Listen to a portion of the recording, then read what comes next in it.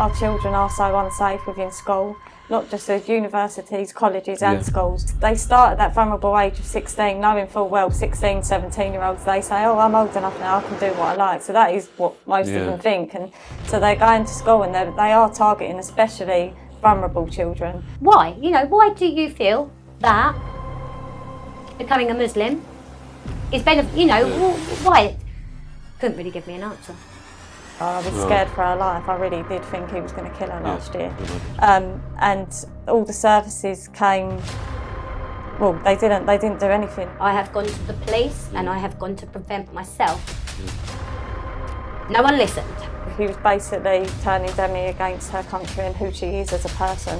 Whilst in this hostel, whilst all this going on, Frankie had been sexually groomed by someone in there. It's like you never know what version of your child you're going to get. One day they can seem like they're going to talk to you and you think, oh, you're back to yourself, and then the next day it's this other person. You are releasing now a man that has got mental health issues and radicalised views.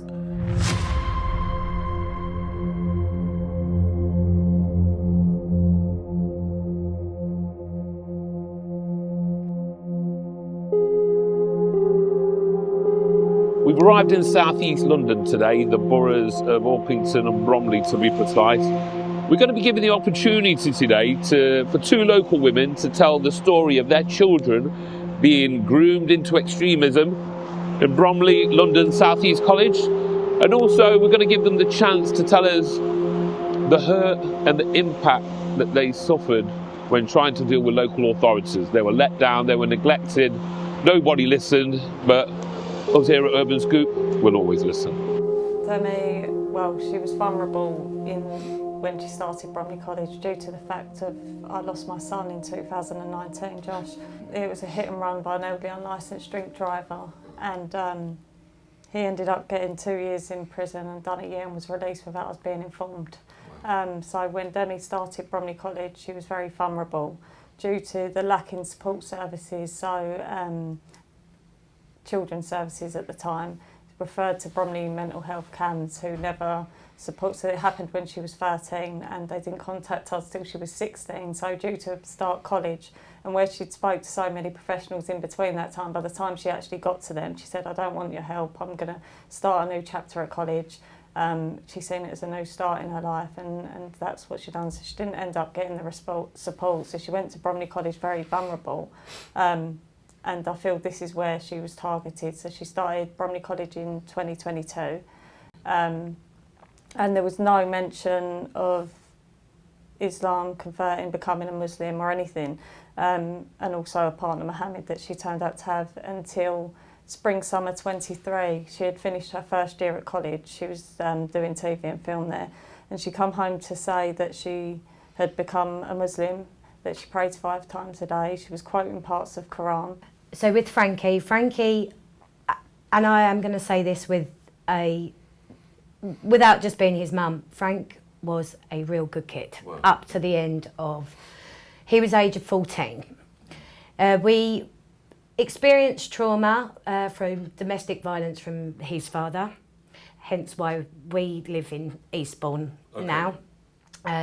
But cut a long story short, the court still felt it fit that he could go and visit his father. Well, at the age of 14, I noticed that Frankie was perhaps hanging around with the wrong kind of people. He wanted a sense of belonging. In the home that he visited down here, there had been lots of antisocial behaviour that Frankie had been blamed for. Anyway, I tried to intercept. And there was an incident as to where I had to phone the police because Frankie was physical to me. So at that point, the policeman understood and they took on my concerns and said basically they could put him on like a youth order, but pro-social behaviours and things like that, which I was like, yeah, brilliant, okay. However, they let his father be represented in adult to go and collect him from the station. And his father told him to claim self-defence. To which, the only way, even though there was no evidence that, Frankie had been hurt, I could only go to Crown Court, take my son to Crown Court in order for them to help and intervene.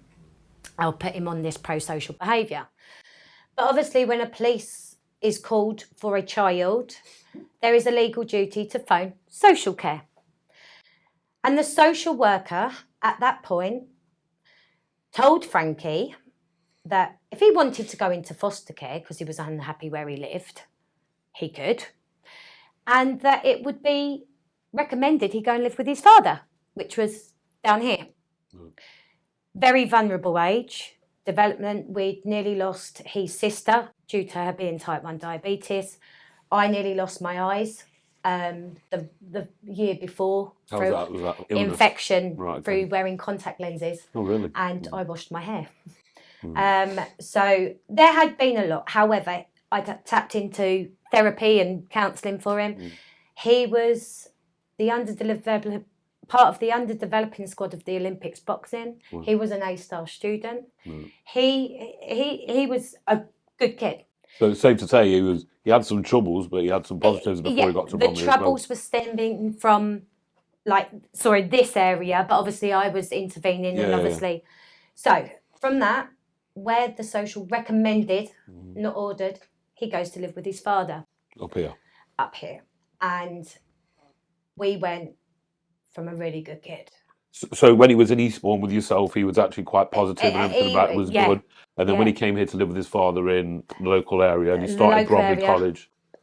And the school, so schools we can go forward. We can go forward. So 15, Frankie lost his sort of career by basically shattering his thumb. He got jumped down here where there was an aneurysm in his head. So we're going to build a picture that now his brain is vulnerable. He's vulnerable anyway. He wants a sense of belonging. His father, there was evidence of domestic violence and abuse. Police didn't want to know. And Frankie always wanted to follow. He always wanted a friend. Yeah. So hence, the vulnerabilities and the antisocial behaviours that had already flagged been it. in place. Yeah. Plus, as well, Frankie was an undiagnosed autistic child. And being part of the wider safeguarding unit, we know that is a vulnerability within itself anyway. And so going forward after lots and lots of different things, and there had been a lot as to where my son had been an alcoholic whilst in the care of his father. Yeah. This is before he started college, or this is all before. So this is before. However, we done a U-turn along there was a roller coaster, and we done a U-turn. In the summer of 23, I saw glimmers of my son coming back to me, back to me. We'd kind of seemed to have grown up a bit, and what I was doing at that point was travelling between Eastbourne and here, picking up Frankie, because he enrolled in college September 23.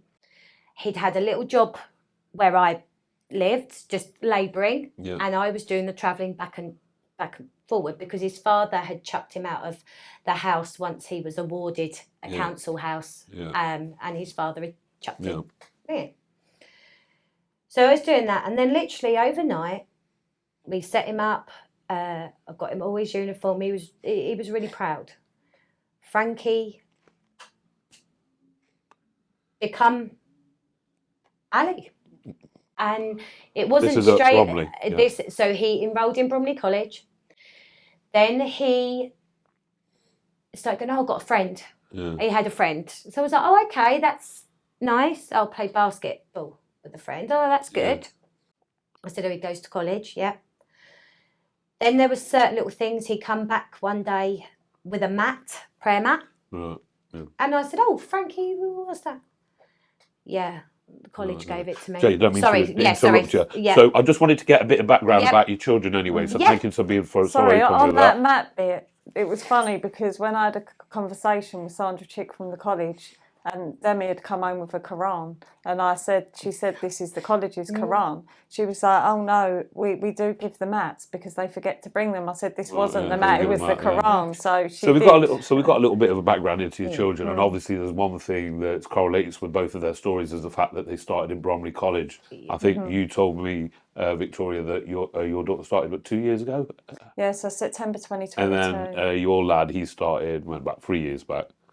23. Yeah, so September 2 23, years. So, wasn't it? so yeah, so there's not much difference. So what's the start of your story? What happened? So she started in the September 2022. She seemed quite happy in the first few months there.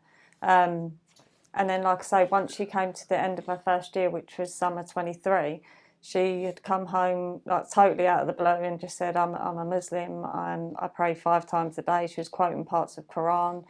There was no build up to this. No, there was anything nothing. That was happening beforehand? So it was all like done secretly, and it was like she was completely brainwashed. Right, okay. Like the things she was coming out with, I was just like, "What has happened to you? This is not normal." Who was she associating with? So did you find that she had any new friends or anything? She came out to say as well when she said this that she had a boyfriend called Mohammed. Right. First time she'd ever mentioned him. That's your first mention of her being associated with any Muslim person. Okay. No, so we didn't know anything about him, his age, where he was from, or anything. So when she also at that time. He had complete control of her mobile phone. So all social media, he had the sign-in details for every social media, even had the Face ID to her mobile banking. Yeah, I know, I read that in your paper. So I immediately just thought, what's happened to you, and rang the police because I was thinking something's happened to her in college. Yeah. This is so out of character because we're a Christian family. I've never pushed beliefs on my children. Yeah. Demi, out of all of them, said she always believed that there's nothing. So when she come home to sell this, it was very shocking to hear from her. Yeah. So I rang the police. They came to my home. They said because of what he was doing through the phone, they said it was a kind of coercive control, domestic abuse, and referred to Women's Aid.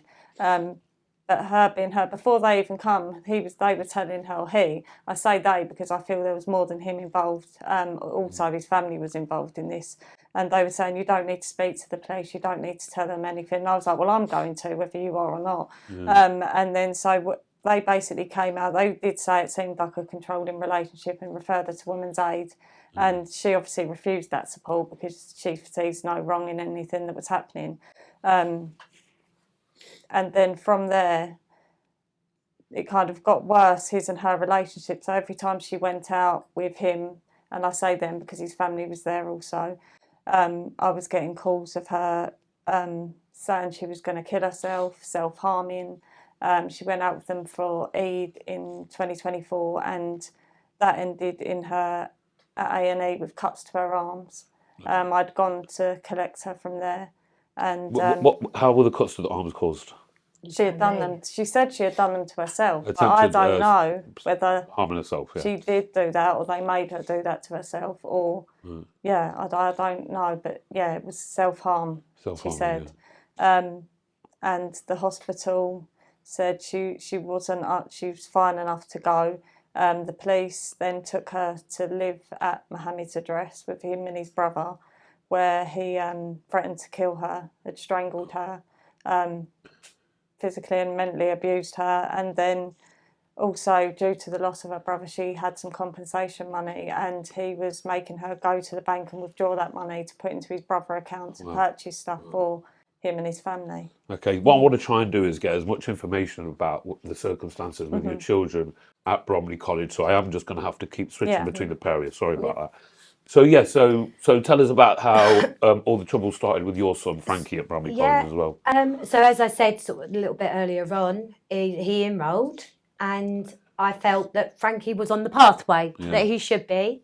He had, pride back in his education, and as I said, I was coming back and forwards, and little things.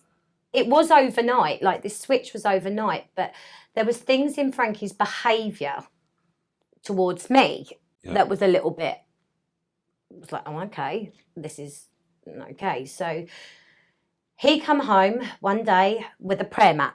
Yeah. I said, oh, Frank, what's that? I'm a Muslim now. And I said that he'd got this friend, started Bromley College. And similar with Victoria's daughter's story, was there anything that Did he start bringing home some different friends or anything like that? Was there any No, conversation because about it obviously beforehand? I couldn't have an observation as Victoria could 'Cause you were in because Bournemouth, sorry, I yeah. was in Yeah. Eastbourne. Eastbourne, sorry. So not only, they go to college, you don't know your teenagers' Yeah, friends I've at got you, college, yeah. do you? no. Like, but it's a small community, so you'd think that people would know or they'd gravitate to each other, the people that are familiar. Yeah. So, and then overnight he then come back with a Quran, to which he threw at me one day. You need to read this. Well, I was like, oh, okay, Frankie, in the nicest respects, I've not even read a Bible. the thing is, So, can you explain to me? And I'm always one of these. Can you explain to me why? Why do you feel that becoming a Muslim is why?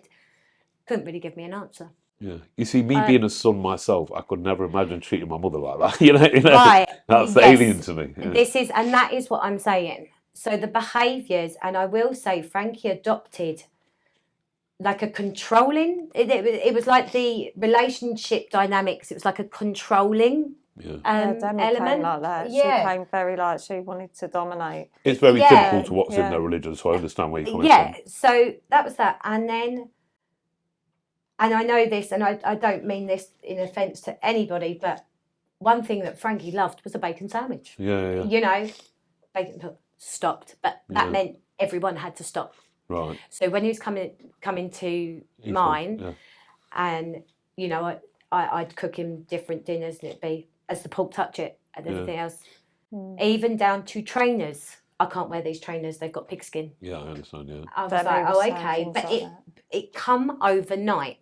Now these behaviours transversed into a relationship of Frankie's, as to where he was being quite controlling, and he was manifesting all of these radical views onto his girlfriend and their family, to which they was like, Frankie, what are you? I don't understand. And they will say it was overnight that this happened.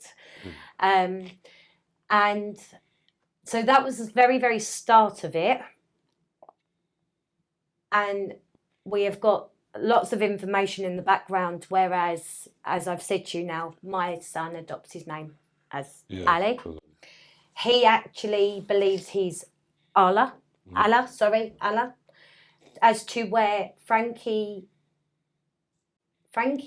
is currently sectioned under the Mental Health Act. Take a minute if you need a minute. No, that's fine. Yes, sorry. Yeah, take a minute. Don't worry about that. I didn't bring no tissues when we started. Go and get them. Because in between January 24 and today's date, there has been attributing factors as to where has influenced Frankie. How can I put it? Assisted Frankie in really latching on to this ideology. Right. Okay. Significant mental health he has now. And even though I have gone to social services, I have gone to the police, and I have gone to prevent myself, no one listened. Because Frankie's behaviours started to really Get some tissues escalate. from the toilet. Sorry. No problem. No, don't. Frankie's behaviours really started to escalate when he lost faith in the authorities. And I will say that. So I'd flagged up Who was it that got him sectioned? his father. Right. But when we go through like Demi's vulnerability and we go through a journey, so the girlfriend at the time, in February 25, Frankie done something not good. The girlfriend had finished with him. He had taken because of these views. Was the and because girlfriend of Muslim? Huh? Was the girlfriend a Muslim? No. And Okay. she tried to get him help. Right, Like okay, she yeah. tried to say to him Yeah. that this was not okay. Yeah. And then he stole the girlfriend's dad's car and drove it down to me. Right. When I contacted the police, not only did they batter Frankie in arrest. You showed me the pictures Yeah, earlier, which will go on the screen for you. But I'd tried to say to police in Bromley about this, you know, his behaviours aren't good. He used to go missing for days and then turn up as well. Where was he going? I don't know. Don't know. But I have since found out where he was going. So in January, his father signed him over. So he stole the car. The police battered him. Yep. I said to them at that point, they done a referral to Prevent, because I said, look, please listen. Yes, I know what he's done is wrong, but we need to address what is behind these erratic behaviours and his mental health, because he was adopting, he was a Muslim, that the police were racist because they could see that he was a Muslim. And then, so that was ongoing. In the same week, his father signed him over to social services.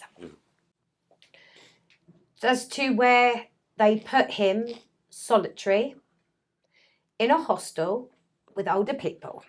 Yeah. And how old was he at the time? He was only 17. Got you. He didn't have any life skills. You know, he wasn't ready for that. Yeah. What I want you to do is take a moment and hold that thought, so I can just get back to Victoria a little bit as well. So, right, so you took us up to the point of your daughter, like, being in the college, and then the next minute, you know, she's coming home with a prayer mat. What you said earlier, that she probably just got it from the college. Yeah. So, and, you know, it's quite shocking to hear how her boyfriend, or whatever he is, what was his name? Mohammed. Did he have a second? Did he say the second name? Reiki. Reiki, yeah. And it's quite shocking that, you know, he had quite controlling behaviour, had access to a mobile phone and a bank and stuff, which is quite worrying if she's got substantial funds there as well. So what actually happened from that point when you started contacting the college and the police? So after they had come out and referred her to Women's Aid, the police, they kind of left it there, where I feel they should have, with the whole radical side of it, they should have been doing referrals to Prevent. They did refer to, it was Children's Services at the time, because they thought Demi might have needed that support, which they came out and they spoke to Demi. And Demi had given a lot of information about him, and Child Services was supposed to find out where he was from and just about him, because I knew nothing about him. So they had tried to contact the college, or so they told me, and they said, we're going to find out who he is. So they contacted the college, to which they came back as unsuccessful and said, we haven't had any luck. So then after that, I contacted the college safeguarding lead there, Sandra Chick, and I said to her, please, can we have a meeting? I'm really concerned about my daughter's safety. I went along to that meeting and told her everything that had happened. She was seriously concerned. She said this has to now, because Demi was about to turn 18, go to adult social care, and she said it has to be a Prevent referral. So she done these referrals on the 5th of February 24, and by the 28th of February she said, oh, they've both come back, they're going to support you. So I thought, oh good, finally some help. And then we heard nothing. So from the February, we had the March, we had the April Eid, and then as the months went on with Demi, I had police come into my house to check on her welfare, because he was reporting her missing, due to saying he's going to kill her. I was scared for her life. I really did think he was going to kill her last year. And all the services came, well, they didn't do anything. And then in May, after she had left him, she reported the abuse to the police, and the police took her statement. They said he'd be arrested that night or the next day, and then it went on for 6 months. He didn't get arrested till November last year. And they took... What was the charges he was arrested under? So it was threats to kill, strangulation. There's a few, I have sent them over. Right, okay, yeah, we'll get that up for you so you know all of his charges. There was quite a few charges there. But in between this, I'd been calling the police, calling Prevent. None of them got back to me. In the end, Prevent finally contacted us in June, and they said that the college had not done the referral correctly, and they've only just got Demi's report. There was nothing of her on the system. Adult social care, I mean, do you understand what the MASH team is? No, I don't, but I do also have Jay was at one of the meetings with us, and she also is witness to you saying that you've done 2 separate referrals, but now you're telling me that it was adult social care that had to do that referral, not you. And now adult social care picked up the first referral because they said it didn't meet the need for safeguarding, if you recall, and that they also referred it to, was it adult mental health as well? they did the two-prong referral, didn't they? They actually have done nothing. So I don't know what they've done. They haven't contacted me or me ever. So everyone's doing referrals, but none of it ever benefit me. And as far as all the complaints are concerned, they're all saying that you didn't do any referral. And all the way along you've told me you have. But they have obviously Prevent ain't done anything anyway. No one actually has done anything or done their job at all anyway along any of this.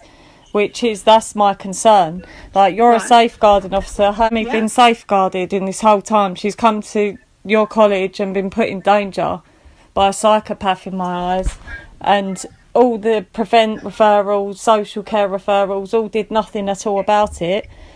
I've spoken to you throughout this year, on and on, saying that you're chasing them up, not saying that you was just chasing adult social care because it's their priority to put it forward to Prevent. You've told me you've been contacting them like they're two different things. Yet no one ever got back to you either. But no, they didn't. Our last conversation, you still told me that you contacted Prevent separately and that you got their email and you followed their procedure. And then I've asked you to send me that email, but you're saying you can't because it was done through adult social care. So something doesn't make sense there, does it? So they said, Prevent, you think that it's a service that they'd have to follow through, but it isn't. It's all done voluntary. So they asked Emmy, do you want our help? And she says no. And then they say, okay, bye.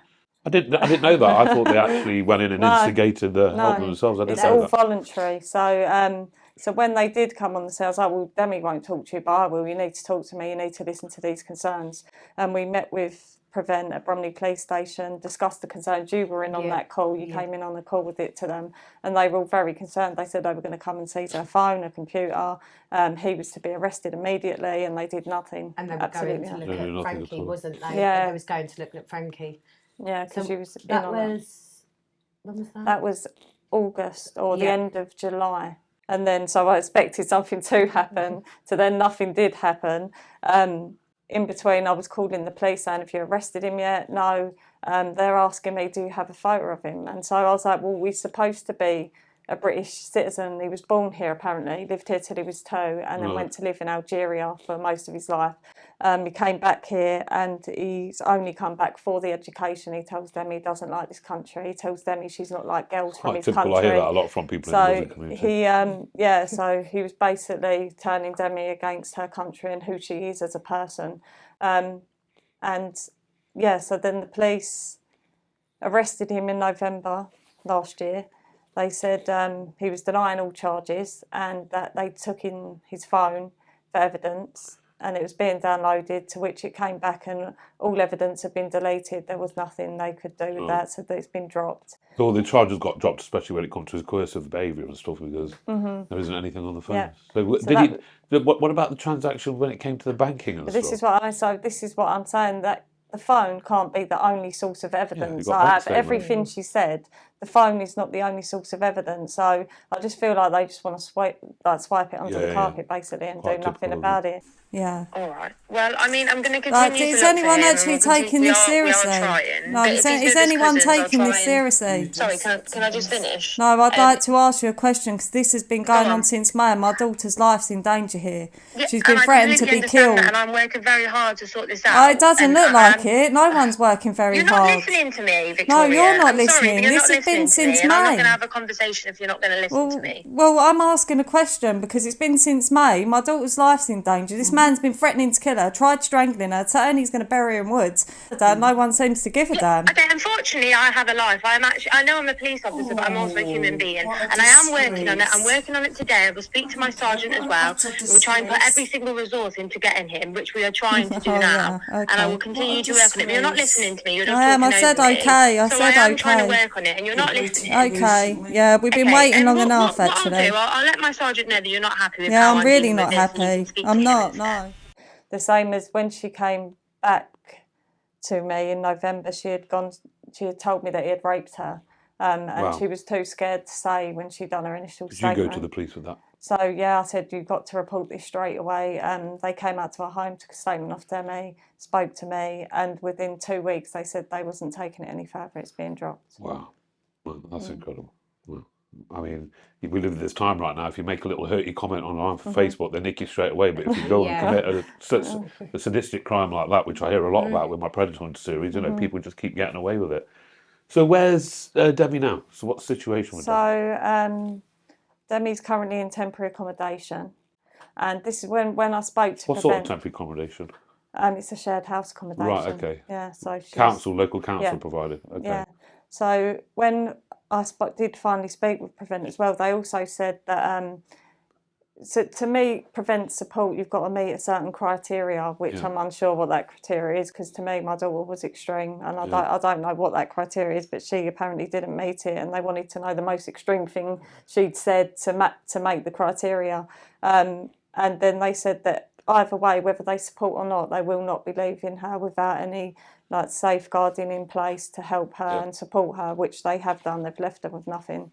They've left her, so she's not getting any mental health support. Also, adult social care came back and said they won't help her because she was under mental health. Right. So none of the services actually helped with anything. Let's get back to you for a minute then, Jay. So you got to the part where obviously your lad went down in his daughter, in his Mrs. father's car. And like I said, the police handled it atrociously, and Frankie got battered. But on that same week, his father had signed him for temporary accommodation assistant. Yeah, with the sectioning. No. All right. So he was 17. So after that, his mental health, as I said, wasn't great. The police aspect, in the same week, the social services moved him into a hostel, which had older occupants in there, ex-drug abusers, things like that. So they've put my 17-year-old into that. And I spoke to the social worker, her name was Martha at Bromley, and I've spoken to her and I said, look, these are my concerns. Yeah. You cannot put my son in an accommodation like this. He has no life skills. He can't be alone. Yeah. This is going to matter. And since that point, it went boom. So after being in there a few months, Frankie's mental health was really, really bad. He'd turn up at my doorstep. Is he still at college at the same time? So he's still at college. Yeah. So technically he should have had a key worker because of his age, and they should have not been Bromley College. Sandra Chick, she's the safeguarding lead. So if you've got a looked after child or however they are classed at that point, he should have been on her radar anyway. What's her name? Sandra Chick. And what's her role at the college? She was a safeguarding lead, and she was quite proud, wasn't she, of her role, to a point of when me and Victoria had a meeting with her, I'm quite hot with the legalities of the safeguarding, and she wasn't banking on me being with Victoria. No. And when I hadn't said, you hadn't said, had you? So you both kind of tag teamed her. Yeah, we did. I could imagine what that would be like from you two. Because I had tried to contact her, and I had tried to contact Bromley College before even this hostel, this hostel. Frankie would have episodes at this point as well as mental health. So all of this is safeguarding that she should have known. This is safeguarding of a child.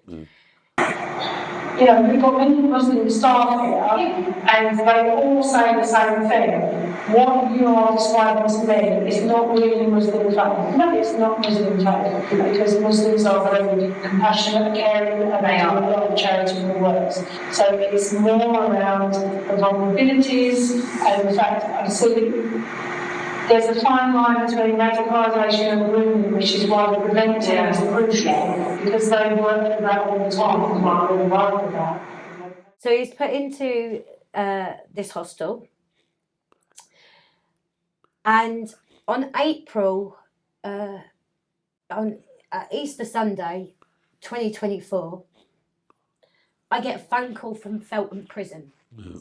Now this is after months of Frankie going into what I can say is, and Vic, you might be able to help me. It's like a dysregulated,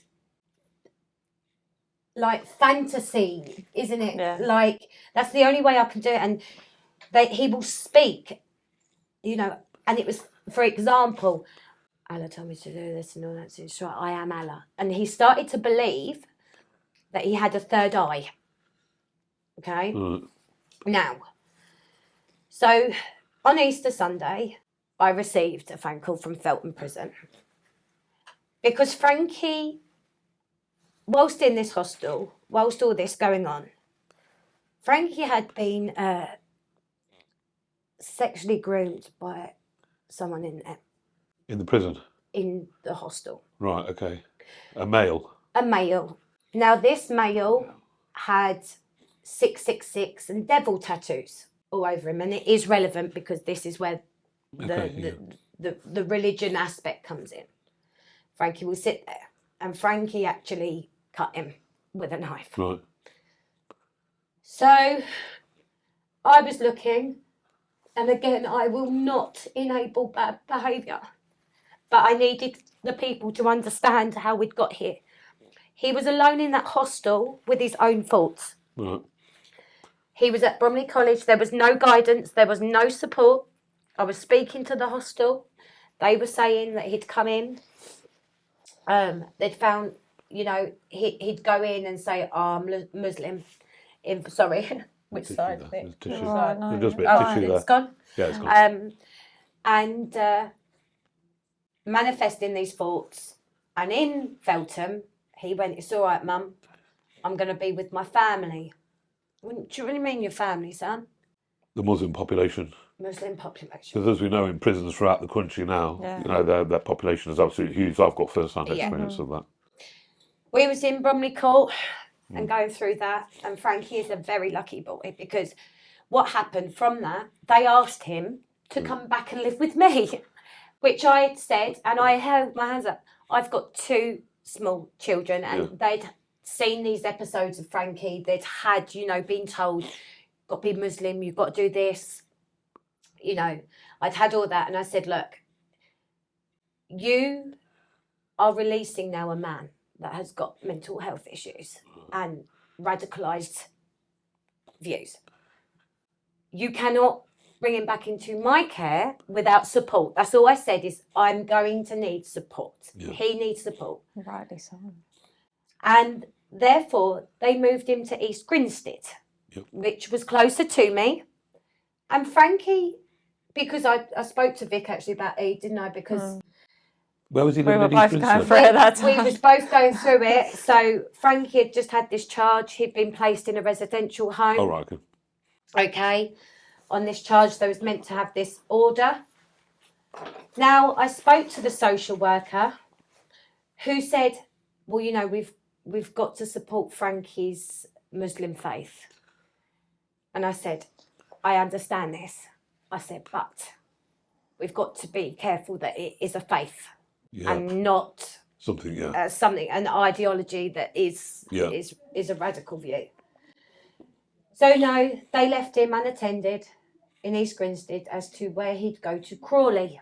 Yep. Which is a large mosque. Yeah. And without my knowledge, Frankie was doing really well.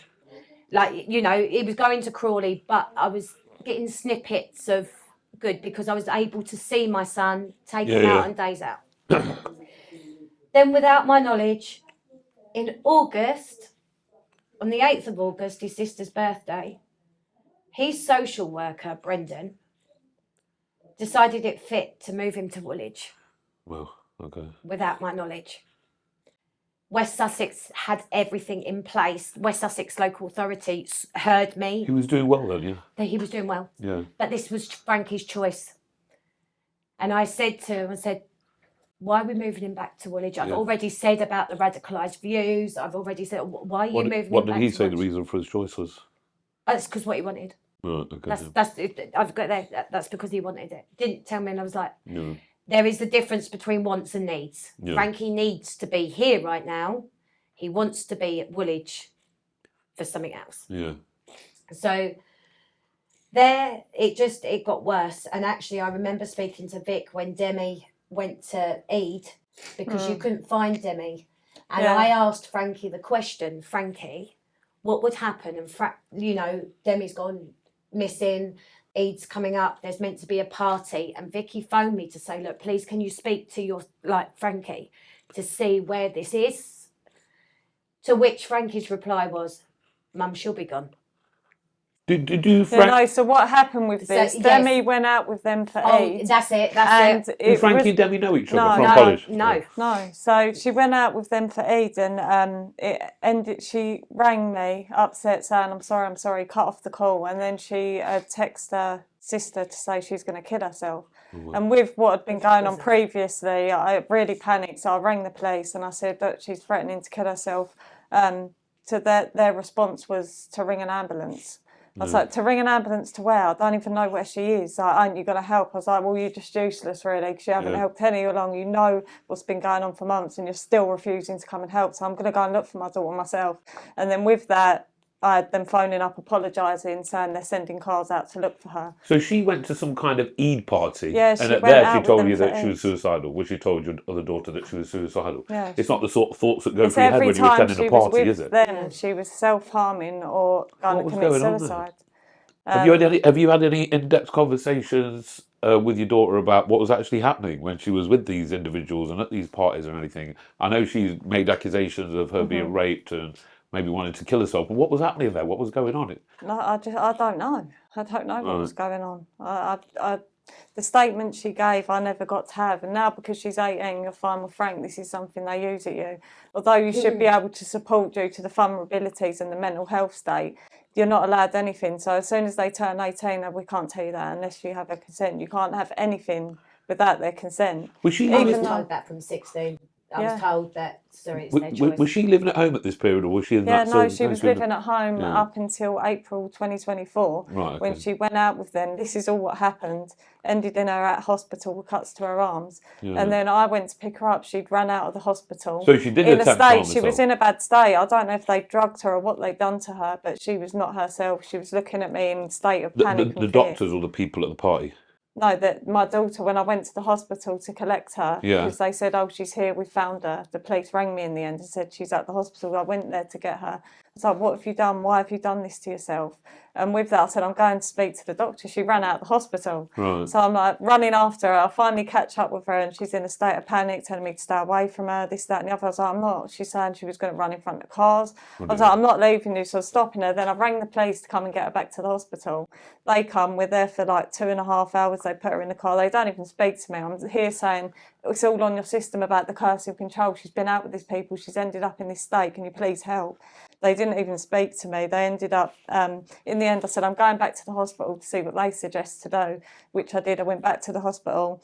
They kept me away from my daughter. They made her see a mental health team. They came back and said she's not unwell enough to be sectioned.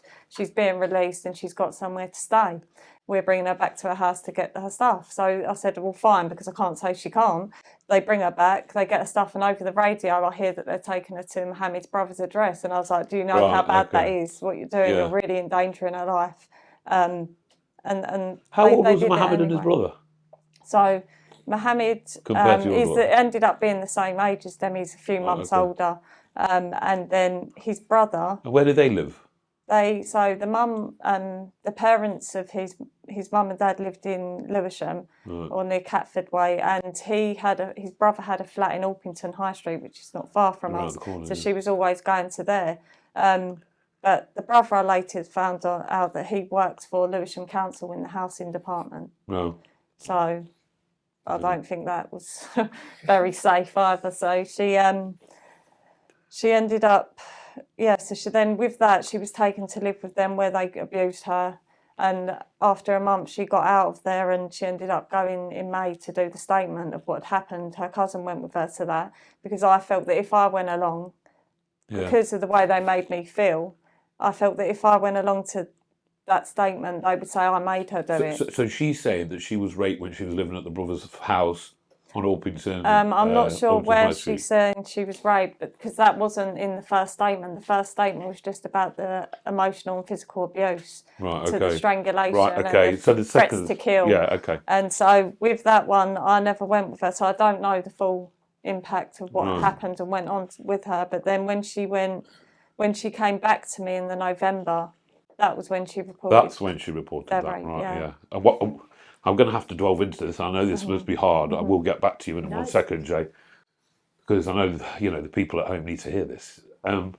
So when she came home to you and she made this complaint of sexual abuse, what did she say that happened? So all along, I had a feeling, as a parent, you know your child, and I knew all along that You knew. something down this line was happening to her. And she had come home and she said, I've got to tell you something. Take your time, sweetheart. Give yourself a minute. I know this must be very hard for you. Yeah.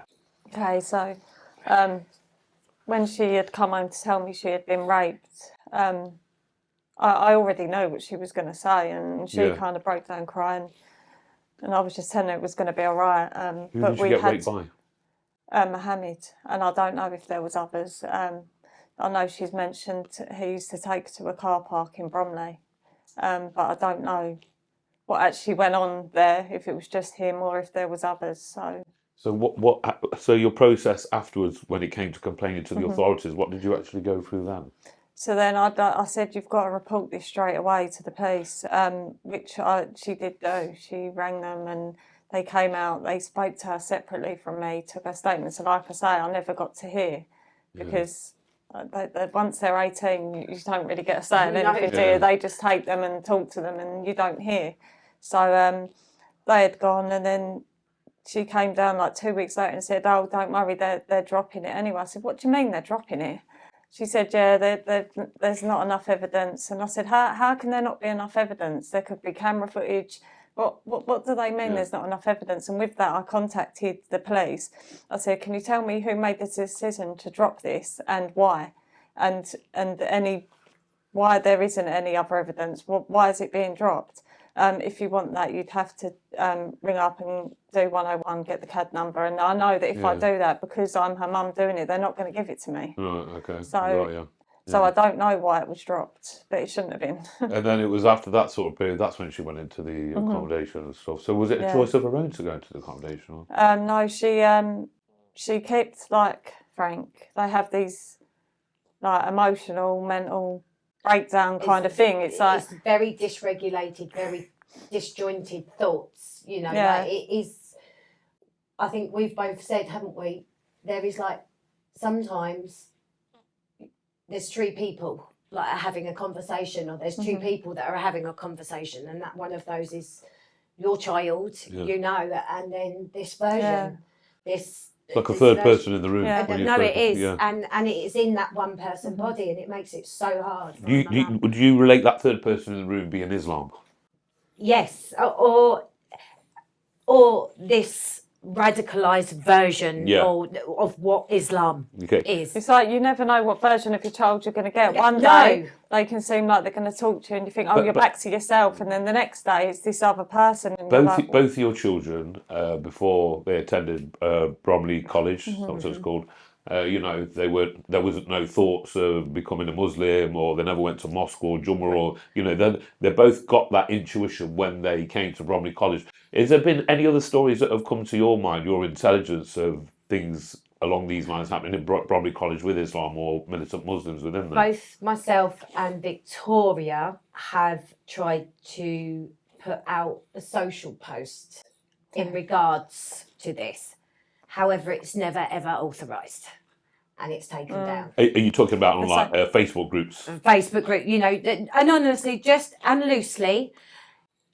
Has anybody else attended or have children that attend and are seeing similar behaviours? So loosely, here's your opportunity now. Right, yeah. So please come forward if anyone does.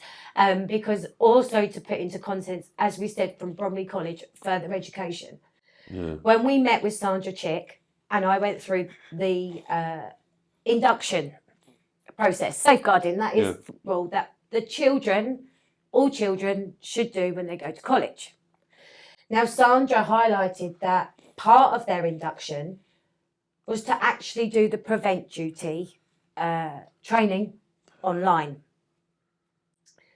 That was lies, because we have since discovered people that have not even attended Bromley College are being sent certificates now from Bromley College saying that they have completed the prevent duty. Why would they have to complete prevent duty? So because prevent. So part of the wider safeguarding, obviously radicalisation and prevent is all part of the wider safeguarding to hopefully protect our children and all children. In this circumstance, Spot they the didn't protect your signs kids, or did to look out for. And I've been trained it, I have to do a renewal Oh, every right, so single everybody year. does it, right, okay. Yeah. No, not everybody. If it's relevant for your job, anyone can access the training Yeah. online. Please have a look. It's on there, and it goes through. It will give you the indicators. It will give you the red flags. It will give you the concerns. So when I spoke to Sandra Chick about, what about the prevent duty, and well, they've been trained. Yeah. Well, they wouldn't, because No, otherwise she they would have seen yeah. the signs with your children Right. at college. Yeah, she told me Demi had missed it where she was getting in late because he would keep her up all night on the phone, and I don't know whether that was to pray or to get her to harm herself, because at one point she had a knife in her bedroom and was going to cut her arm through the night. Then I rang the police and they knew that as well. So I don't know if it was to pray or what through the night, but he was constantly on the phone all the time. So you know what? I know I'm going back a little bit now because I didn't get the opportunity to ask you this. So your son, when he came out of Felton prison, and then obviously The went Muslim community. he went down. his He's said he family. went back to Woolwich or whatever. So he went where's back he to at now? Woolwich. Then what's the Right. crack with him now? So in the space. So don't forget, we've been here all Yeah. in 1 year. East Grinstead, Yeah, moved to Woolwich, yeah, then moved to Eltham. yeah, Literally 6 weeks afterwards, yeah. and then moved to New Eltham, and then back to Orpington. Right. So he's back in the local area now. He's back in the local area. However, In 1 year. in a space of 4 months. What was the reason behind that? Don't know. If you can seek any answers from the social worker that has not spoken to me since August last year. Why? I thought they're supposed to be Because involved. Frankie apparently says he doesn't want anyone to speak for him. Are you talking to your son at the moment? I am speaking to my son at the moment. I have maintained contact with my son all through this. What's your relationship like with him? With my son, and I'm going to say my son. That's my son. Yeah. That's my boy. I get you. From this other person, Yeah. No.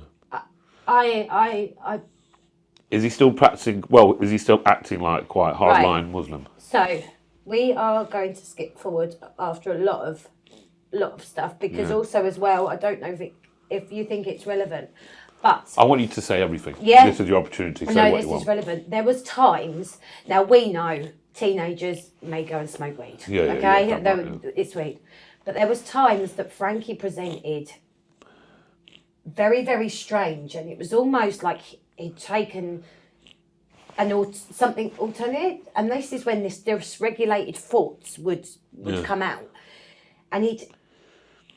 and I remember, did I speak to you, Vic, and you said you didn't know if Demi had taken something? Cause that night at the hospital, she was like, it was like she was.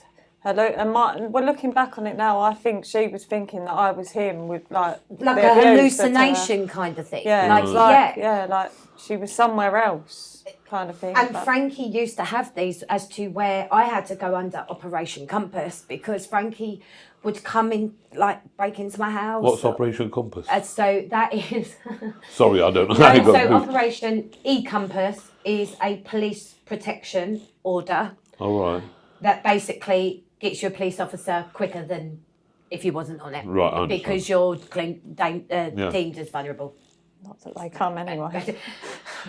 So anyway, so through this, as I said to you, like with Frankie, they'd moved him lots of times, and it got worse. Yeah. It got worse to a point of we went down to Dorset as well.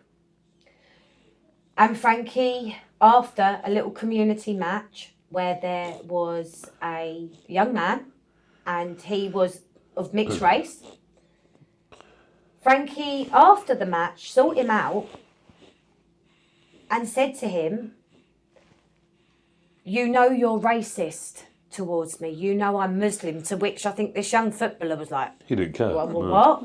Like, he didn't care. He was like, what are you in? And Frankie, and when I say Frankie has now adopted a different identity, Frankie was going to this, yeah, you know I'm Muslim, and you know that's it, and you're racist. And so I had to get him in the car. It ended up where the police had to come. They took him to Dorset. And when I spoke to the police officer, I showed her Frankie's laptop and the content in which she was in.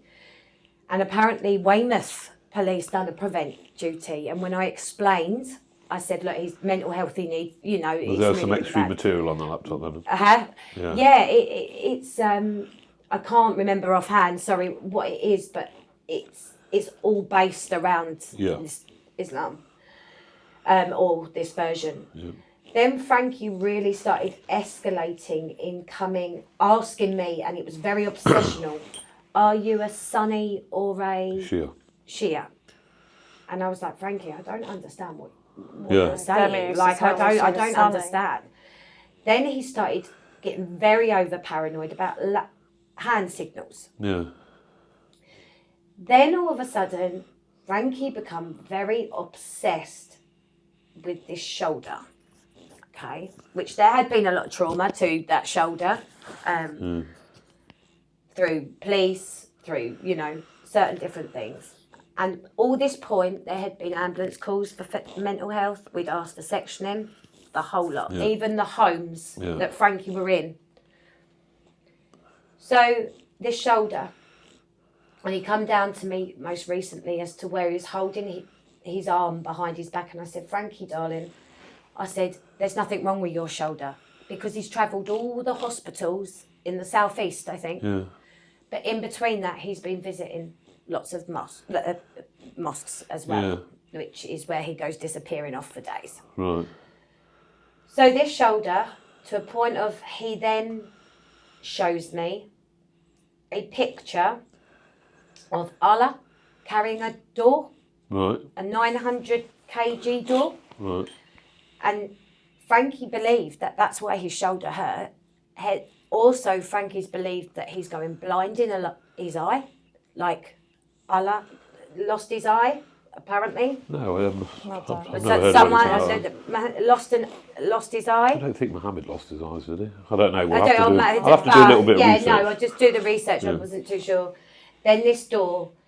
Then Frankie was literally sitting there going, yes, my neck, my shoulder's going to fall off. It's going to fall off. Like, Alan. He's trying to take on the burdens from what he thought happened in Islamic scripture. Is this what you feel? Sorry, yeah. So yes, absolutely that. But he actually does believe that he is a messenger. He is the messenger.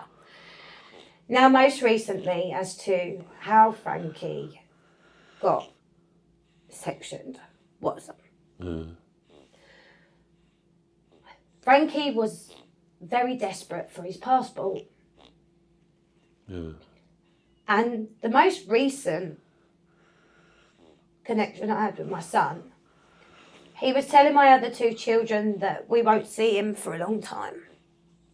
He's going away. He's going to Palestine. Right. And he left the house, and it was all done in secret. And he left the house, and he went missing for a few days. We was all doing a search, and he turned up at his dad's house, and he was threatening to hurt his dad, but also to plan to hurt people within society. Oh dear.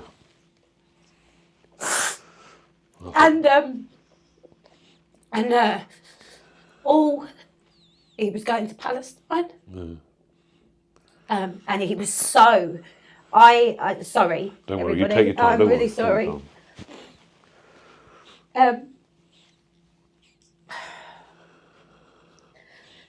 My involvement with Prevent, now there should have at least been 5 referrals, one made by myself too. And before I continue that part, I need to add this. I had a police officer from Prevent phone me in regards to Frankie. And I explained everything. And I said, you know, it's radicalised views. I said it's very, very controlling. It's very obsessive. I said, look, the policeman proceeded to tell me that the help that they were going to do was give Frankie a list of mosques that he trusted to go to. Because recently he'd also converted to Islam. And he felt the best way was to direct Frankie to the mosques in which he trusted. Okay. The good ones. The good ones. The good ones. Right. Yeah. So, that said, as I said, with Palestine and everything else, these thoughts, because where the social have moved him around, no one is addressing the mental health. Yeah. So, also, Frankie got arrested after that phone call from Prevent by terrorism. Oh, wow. Yeah. So after that phone call, Frankie got arrested for suspicion of terrorism. Wow. So what actually happened with that? I think we need to dig Not into sure. that. Again, we're trying to subject access the request local authority and So he's still in, where's he living? So he's living in Orpington in basically in social care housing. Social care. Yeah. So has he been charged with terrorism or? No. No. That again, You just digging into nothing it. from the social worker. How recent was this? This was just before Christmas. Right. This was just before Only a Christmas. few months ago then, yeah, not far. Yeah. And then it gets worse. Sorry, Karen. No, go on. No. Did your daughter have any, negative thoughts towards the public when she converted to Islam as well?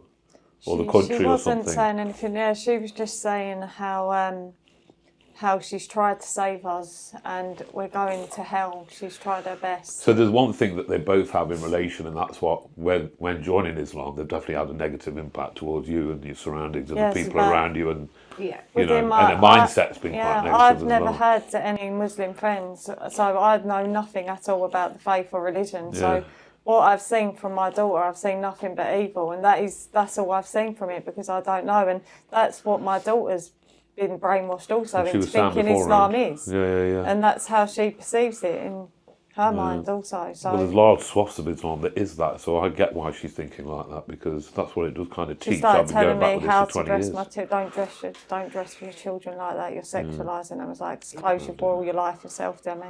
It's normal clothing. She was getting really ill as well because they were making her wear, like during the summer months where she was covering all her body up.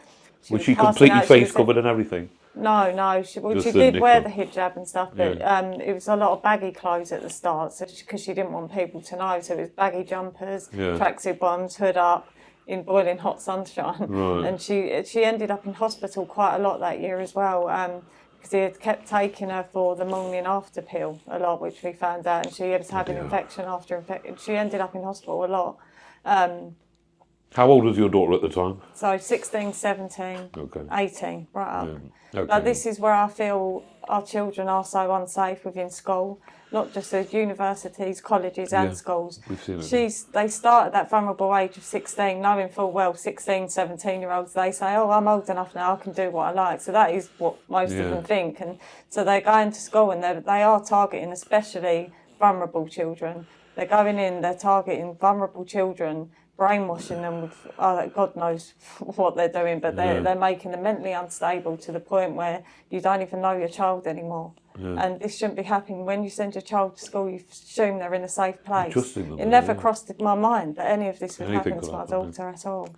So what would you like to say then, Jay, when you said things were about to get quite a bit worse? I said that they was, if it couldn't have been bad, really, So he's been, terrorist squad have had a chat with him. Terrorist squad, then it really escalated. It really escalated because Frankie then kind of chose not to share any information.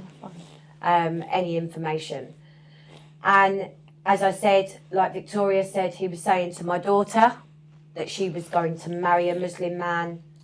She has to cover her face, don't wear makeup. He was also saying it to me. Yeah. Mum, good Muslim women don't wear makeup.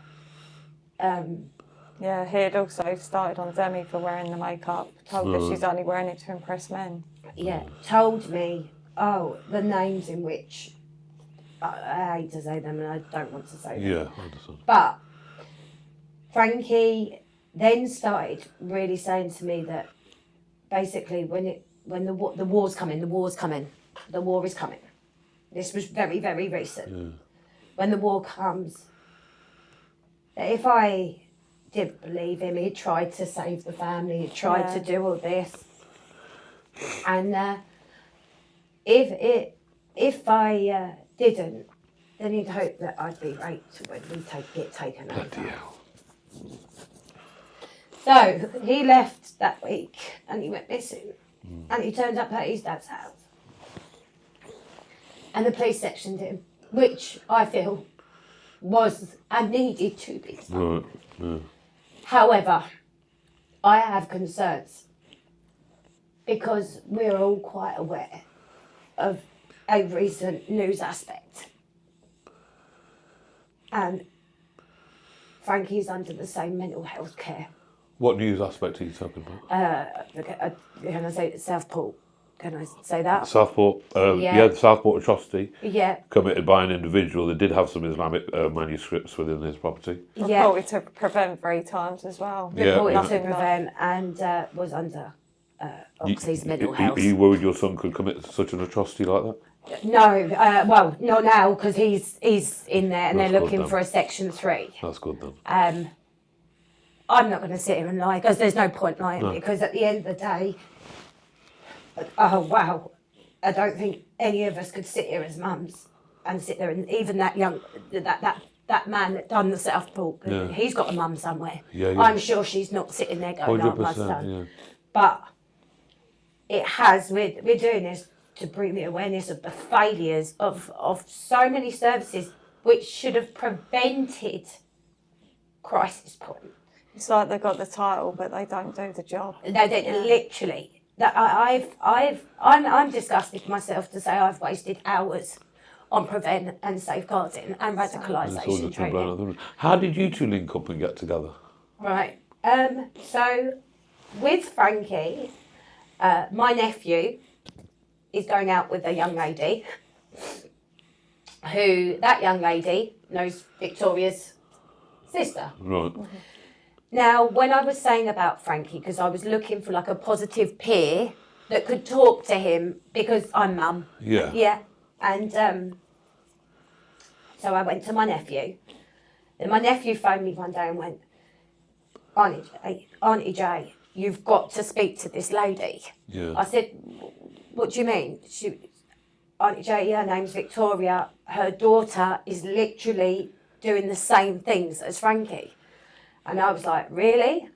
And that's how we got in contact. And literally, Victoria, did you phone me, Victoria? I messaged you first, didn't I? Saying, and then we had the call, but yeah, and it's just mirror effect. It was mirror, and it was just this big verbal dump, and everything at that point was. Because you're made to feel it's alone. the same. You are made to feel alone. You are made to feel isolated, and even when you are trying to speak to the authorities, you are made out as if you're racist or you've got a hate. I was made out as a mother that hated her son. No, I'm saying this to protect him and everyone. Like I'm doing this. I'm only telling you this because I need to protect him. Like I was protecting him, and now we've got crisis.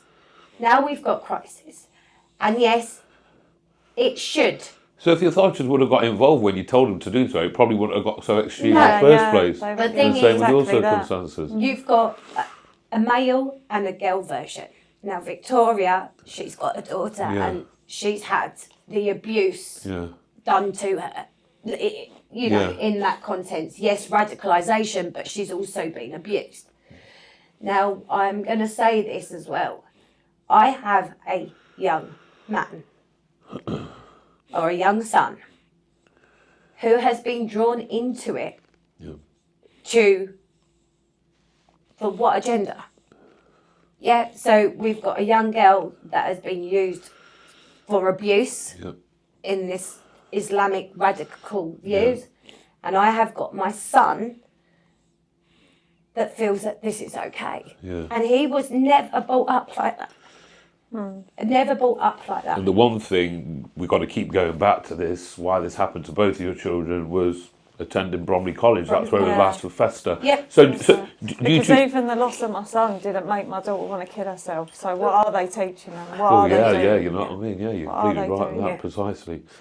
So when you should have had all the, the help and support from the authorities and the different organisations, one thing, you found each other, which is definitely going to be a big help in the future. So where do you go from here now, Vicky? What's your thoughts now? So just to also, Sorry, Karen, add with Bromley College and also prevent, I was saying about Sandra Chick, where she said after the meeting, which...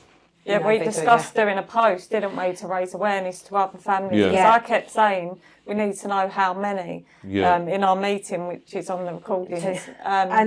But two things that stood out, and I feel that we need to say, was one,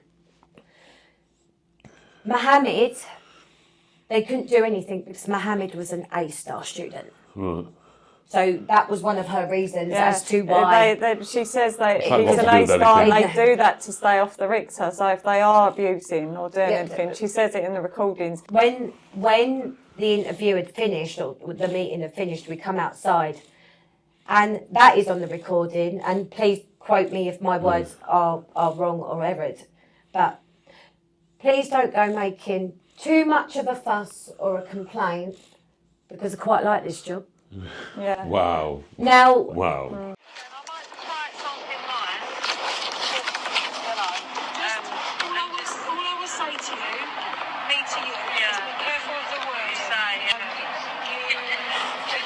Because if you were to say, for example, the same college, the college will take it down. Yeah, so you need to be careful. Just word it in a way. No, very good. Very good. It's not that, because it's not pinpointing. Because the trouble is, it's just pinpointing where is it. Like, the only place that I can say that it is obviously the college, but then the wider aspect of it is as well. You can say further education. Further education. Right. That means 16 Obviously, whether or not, it's not going to be covered up. You'll get a better response if it's a general thing that people can tap into. Yeah. Can't get I quite like my job. Now, I've worked as a safeguarding lead before. If you are doing the best in your thoughts after all your training to protect that child, then you shouldn't be worried then. Definitely. You're doing referrals or you're doing your safeguarding duty. And she promised me she had proof of my referrals for Demi to prevent and adult social care. And I've done a SARS request to the college, and all they will give me is the adult social request and not the prevent. So. And the same with social care, because obviously I'm a social worker, I flagged this up to police and everything else. So you've gone everywhere, you know what I mean? I've gone to, the thing is, safeguarding, if someone needs a social worker, that's on the back of the safeguarding report. So if I'm telling a social worker direct my concerns, surely someone should be highlighting this. Where do you go from here? So What's your next obviously plan? all charges have been dropped on Mohammed, and I have then done subject access requests to the police, because I want all evidence of everything, because now they've dropped everything, he's left to walk the streets. Yeah. And my daughter is unsafe now that she's reported, and all his charges, not all the bail conditions not to go near her have all been dropped. Right. So now she's in temporary accommodation. If he finds out where she is because his brother lives local, that's also a worry of me. So I wanted all information, because if anything ever does happen to my daughter, it's on them for endangering her life. What was his name again, Mohammed? Mohammed Reiki. What's his brother's name? Jamal Reiki. Okay. What about you?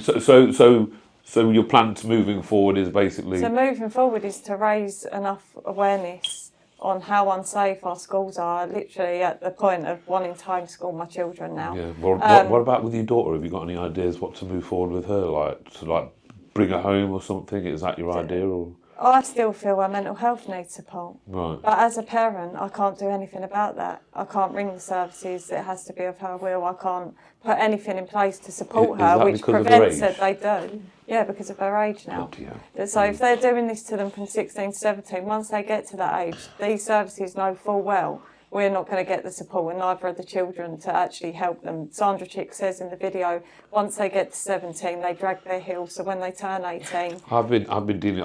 I mean, you told me earlier. I made a documentary recently called A Mother's Anguish, and we've got a woman that's dealing with a 14-year-old daughter, and the authorities won't even help there. And she's 14. I know, yeah. And so, what's your plans moving forward, Jo? Obviously, right now, I don't know. I just hope, like Victoria said, that we, but I'm not using it as a quip, prevent this happening ever again to any other child. And it has got to come, there's got to be more awareness within the schools.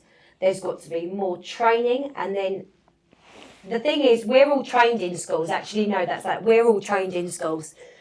Real inductions and everything else, we're trained. But there is no support. There is nothing up the top. So those referrals, well, it's dead panic. Well, I know one thing. I can speak on behalf of Urban Scoop, and whatever we can help you guys with in the future. Just give us a shout. I'll give you my number in a bit as well, and we'll give you all the support we can. Thank you. Before we leave, before we tie things up, is there anything you guys want to say to your children? You can go first if you want, Jay. I love you so much, and I just hope you know one day why we're having to do this, and it's not against you.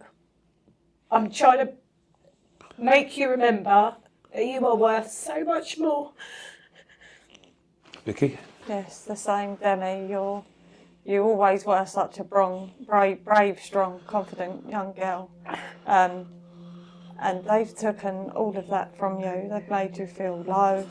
They've made you feel down. I want you to stand back up and be the woman that you are, that I know you are, that your family know you are. And then just...